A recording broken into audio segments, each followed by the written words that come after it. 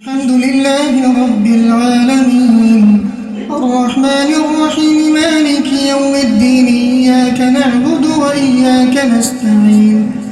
اهدنا الصراط المستقيم صراط الذين أنعمت عليهم غير المغضوب عليهم ولا الضالين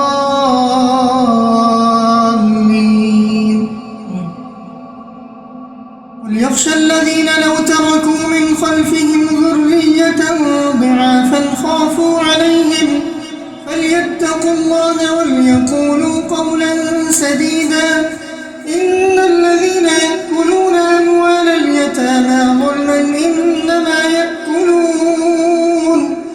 إنما يأكلون في بطونهم نارا وسيصلون سعيرا يوصيكم الله في أولادكم للذكر مثل حظ الأنثيين فإن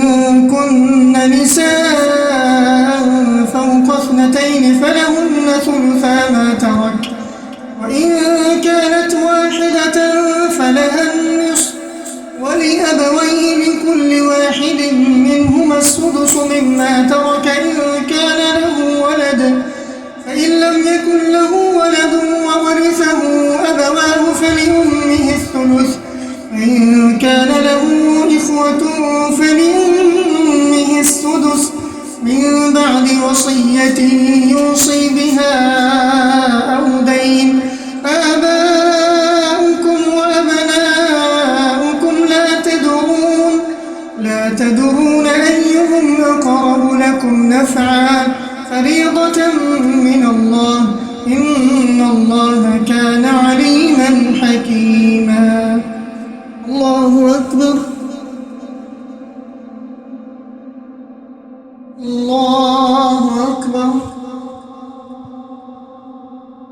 الحمد لله رب العالمين الرحمن الرحيم مالك يوم الدين إياك نعبد وإياك نستعين اهدنا الصراط المستقيم صراط الذين أنعمت عليهم غير المغضوب عليهم ولا الضالين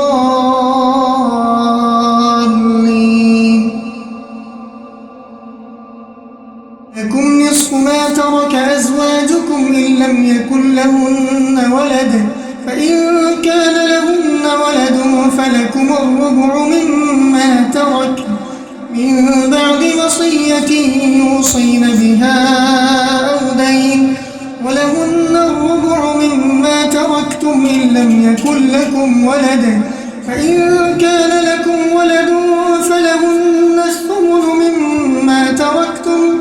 من بعد وصية توصون بها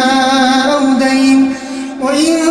كان رجل يورث كلالة أو امرأة وله أخ أو أخت فلكل واحد منهما السدس فإن كانوا أكثر من ذلك فهم شركاء في الثلث من بعد وصية يوصى بها أو دين غير مضار وصية من الله والله عليم حليم الله أكبر